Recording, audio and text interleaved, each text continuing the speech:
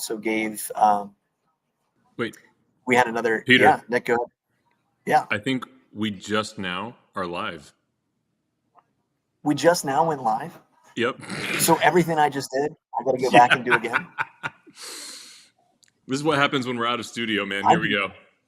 From the top. I don't make enough money to do this. This is well, I don't make any money at all. Well, folks, welcome to the Catholic Citizen. It's great to have you. Super excited to have you here. We are live from Panera in Marion, Ohio, as I travel back from Columbus, Ohio, and we just went live, so it's fantastic. But folks, Catholic Citizen, this week we're talking about the vice presidential debate.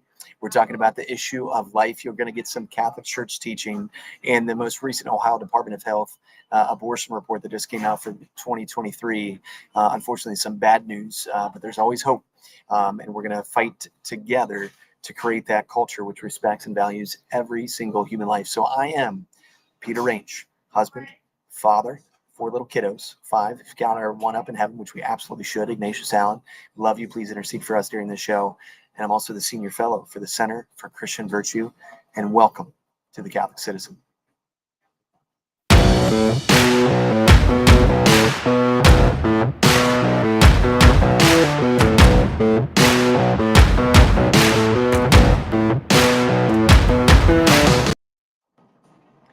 All right, I start the show with my sunglasses on because so many of us have blinders on.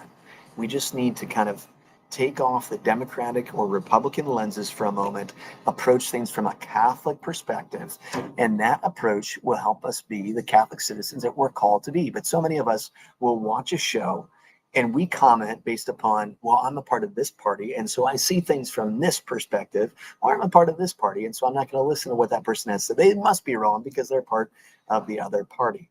Look, I'm very clear that I think there's a difference between the two major political parties here in the United States of America, but our Catholic faith supersedes any party affiliation. And I think when we follow our Catholic faith, it'll be clear as far as which way our party affiliation should go. With that being said, if you should have a party affiliation, you can be independent. I don't care what you are, but you're welcome here to the Catholic Citizen. Today was a big day. I was down in Columbus at the March for Life. We had thousands of marchers down there. Of course, a more liberal reporter came up and said, "Oh, there must be maybe 1,000 people here." It's like, no, we definitely have at least 2,500, 3,000 people. But with that being said, that's the media for you. But it was a tremendous day. We heard from Josh Williams, representative from Toledo, talking about his story about choosing life. And we also had a young woman, Lauren Bunting, and her daughter, Isabella, just come up and give a tremendous testimony. Isabella was conceived from a sexual assault. Her mother, Lauren, had been attacked, and Lauren chose life. And it was just a tremendous, tremendous witness to the dignity and value of life, even in the most difficult of circumstances. So that was my day. Nick, how about you? How was your Friday this far? My Friday this far has been extraordinarily blessed. I got to spend the morning with an amazing woman on my podcast, the Awakened Catholic Show.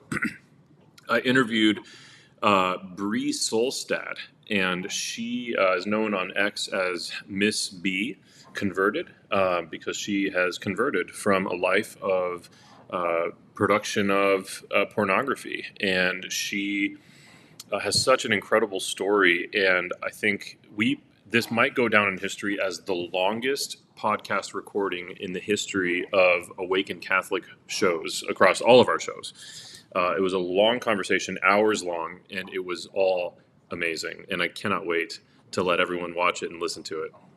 When can we expect that to come out? I'm hoping next week. Okay. Awesome. Yeah. And I also just want to say, Peter, thank you for your witness at the March for Life today. And if anyone watching wants to get involved in today's live stream in the chat, leave a comment, leave some thoughts, some questions for Peter, and I'll be tracking those comments, and I'll butt in if there's something relevant for Peter to know about. When we agreed to do the show again, there wasn't an agreement to do this butting in. Like, it was just going to be my show. And but I have the buttons. But you just, we gotta change that at some point. So. All right. Well, Nick, any thoughts you have on just your impressions? So when I watch a debate, I always watch the tone, the tenor, and then the substance of whatever the individual might be talking about. What was your thoughts on this vice presidential debate? Let me say this with a preference. Look, when I watch a debate, I'll tell you who I think won or lost the debate. So I think in Vice President Kamala Harris versus President Trump, that she won that debate in all sense of purposes, as far as the way that she presented herself versus the way that President Trump presented himself, and not really showing a lot of substance on some things outside of maybe the immigration issue, which he was strong on. But then we had the vice presidential debate this week on Tuesday night. Your thoughts on the juxtaposition between J.D. Vance and Governor Tim Walz from Minnesota? Well, I think as a general takeaway, it was the most presidential debate that we've had in the last 8 years. Probably the most presidential debate we've had in the last 12 years. It was so professional. It was almost reassuring. Like, not everyone in Washington, D.C. has the maturity level of my 2-year-old. And I just really appreciated the even mindedness that was present there, because I have frankly, very little respect for a lot of the political stances espoused by, and even like shown by, Governor Tim Walz in his time in office. I think that some of the decisions he's made, you see it and you're like, how are we living in this upside down world where this is considered acceptable or normal?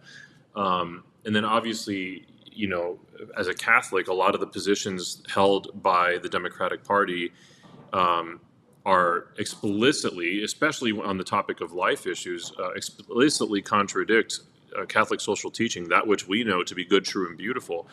In all fairness, the Republican Party is historically has its own shortcomings, whether it's kind of this, over eagerness to jump into war for silly reasons or whatever. But right now, especially the Republican Party, we're seeing this kind of softening on the life issues, which is kind of devastating. But as it relates to the debate specifically, Governor Walz, I disagree with the substance of a lot of what he stands for and what he communicated that night. But I appreciated about him his humility and his willingness to engage with Senator Vance, kind of even with his body language, acknowledging the parts of what Vance would say that he agreed with. There were multiple times where he would go like this. Clearly, the body language translation of that is, I agree with what you're saying. And then there were other times he was very transparent. I appreciated his transparency, because when he disagreed with Vance, you would see him kind of like wrestling with that and like, almost processing externally through his mannerisms in a way that didn't feel put on. It's just him. So I appreciated the transparency and authenticity present in Governor Walz. And for J.D. Vance, I think that the level of, it's incredible. If you look at all of the media reporting on the vice presidential debate, J.D. Vance, in almost every single regurgitation of his performance, they say that he was slick. S-L-I-C-K. He was slick. And I just can't help but feel like, of all the words for somehow everyone to simultaneously attribute to his performance, it becomes evidence, like so many other examples, whether it's the COVID vaccines or whatever, it becomes evidence of there really is a top-down, someone is feeding these words to all of the media news outlets for them to all be using the same word. There are a million words people could choose from, and they all somehow use the word slick to apply to J.D. Vance. It's very weird. And so anyways, but I think that's put through a negative lens. I think J.D. Vance performed as a gentleman, and even in a very masculine but gentlemanly way, he put the hosts in their place when they were repeatedly fact-checking him. And after he put them in their place and he said, excuse me, the rules were that we were not going to be fact-checked tonight, they never did it again throughout the whole rest of the debate. So across the board, I was very pleased by the debate. I'm a little hurt by the softening of the life issues on the Republican Party. I can appreciate strategically what they're trying to accomplish, which J.D. Vance even articulated in the debate. Like, we're trying to build trust. And there's one hearing of that feels like it's manipulative, or that it's trying to be deceptive in a sense. But my read on it is similar to the phrase we hear all the time that people won't know or people won't care what you know until they know that you care.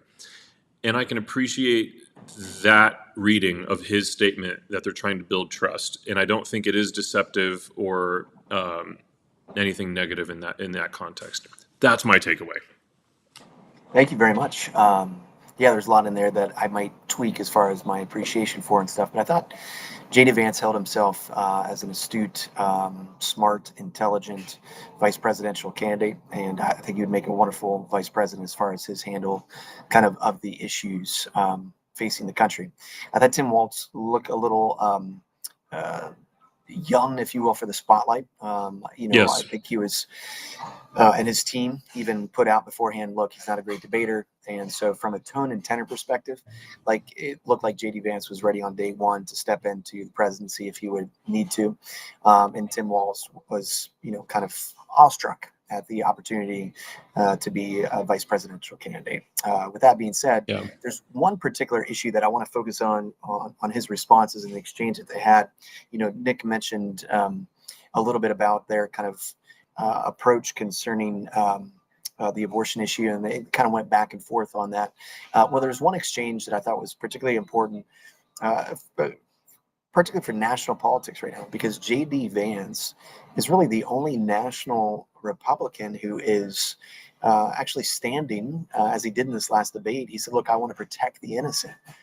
So out of the four individuals who are involved in the campaign, he's the only one who's said that anytime recently. Even Melania Trump just came out and was talking about a woman's right to choose and how this is kind of fundamental from the moment of birth, that a woman has a right to protect her child. It's like, no, you're Catholic, number one. And so I hope wherever she's going to church that the local bishop will contact Melania, recognize the impact she has as a prominent Catholic to call her out on that. And she should be denied communion, standing for public policy as a Catholic, advocating for abortion. But she won't be because Joe Biden wasn't. He was the president of the still is the president as far as we know, still president.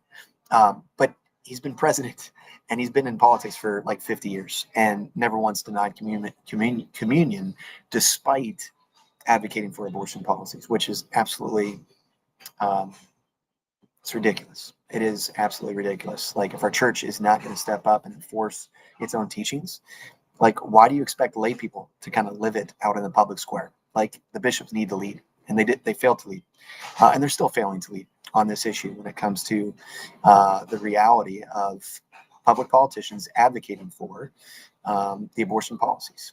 And you just have to read Catholic Church teaching, which we will here in just a minute. With that being said, in the debate, Governor Walz was questioned about a bill that he signed into law, 2023 Minnesota bill that allowed the state. It said every woman has a right, or every person, right? Because women aren't the only ones nowadays that can get pregnant according to the left, but every person has a right to obtain an abortion. Walz said in the debate that all it did was restore Roe v. Wade in the state. Well, that's not true. There was a Minnesota law on the books since 1976, and this is what that law said. It said, quote, responsible medical personnel were to use, quote, all reasonable measures consistent with good medical practice to, quote, preserve the life and health of the born alive infant. And so since 1976 in the state of Minnesota, if there was an infant that there was an attempted abortion on that infant's life, and that abortion failed, that the doctor was required by Minnesota state law to, quote, preserve the life and health of the preborn or of the born alive infant. All right. So Tim Walz signed a bill in 2023 that said no more. This is the language that they used. In 2023, the word preserve was moved off of the legislation, and it said rather that all you have to do is care for the infant born alive. Just care. It's a big difference from a legal perspective when you write into the law whether you're supposed to preserve the life or just care. You can care for that child that was dying from an attempted abortion by putting a towel around it, maybe even over its face, so you don't have to see that baby struggling for its very last breaths. And that can be care from a legal perspective. It is absolutely sickening that any governor, let alone the vice presidential candidate of the United States of America, would accept that as a piece of legislation that they would sign into law. Nick, you're coming Ridiculous. on. Ridiculous. That's all I wanted to say. The word care can, like, it's used as a verb there. It's not like it's provide care to. Even that would be a little bit more fine tuning of what it implies. But to use the word care as a verb in that context, that's it. Well, not to mention again that their legislation that they're passing, it says pregnant person. We are absolutely living in just kind of upside down world, and we as Catholics need the courage to go out there at your workplace, at your school, wherever it may be. When people start using this language, you have to just be courageous and stop using it. It's going to cause suffering. There's no doubt about it. This is not an easy trek to kind of get the culture back on the track that it needs to be on. But we have to be willing and ready to suffer. When you look at men and women's sports, there's a volleyball team out of California right now that is refusing to play against, I think it's San Diego State, that has a male playing on the female volleyball team, and women are starting to cancel their games against them. In all sports across the board, if we did that, it would cause suffering for those women playing the sports. Well, why should they have to lose their scholarships? Why would they not be able to play in games? Absolutely challenging, absolutely difficult. Maybe the men, as the coaches, need to step up and say that. Maybe they would lose their jobs. We have to be willing to do that. There is, unless we fight for truth, truth is going to continue to erode in our culture. So let's go to church teaching when it comes to the issue of life. Promise to cover this as we approach this upcoming election. Again, the church says that this is the preeminent issue that we should be concerned about. So that's why we spend a lot of time on it here in the Catholic Citizen. But this is what the church teaches. St. John Paul II, in his encyclical, The Gospel of Life, number 101. If you haven't read The Gospel of Life, pick it up. It's just fantastic reading about the dignity and value of every single human person. He just doesn't talk about the abortion issue as well. He handles a lot of different topics on the issue of life.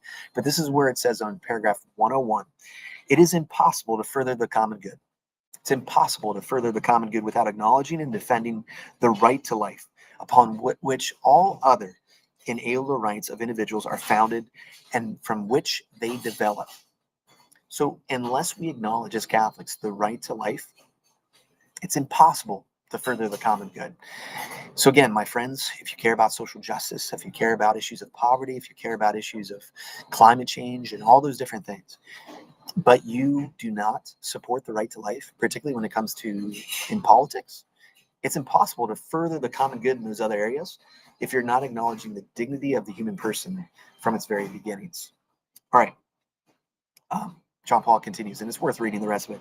A society lacks solid foundations when, on the one hand, it asserts values such as the dignity of the person, justice, and peace, but then, on the other hand, radically acts to the contrary by allowing or tolerating a variety of ways in which human life is devalued and violated, especially where it is weak and marginalized. Only respect for life can be the foundation and guarantee the most precious and essential goods of society, such as democracy and peace. So we hear over and over again in this election, this person over here, he's a threat to democracy.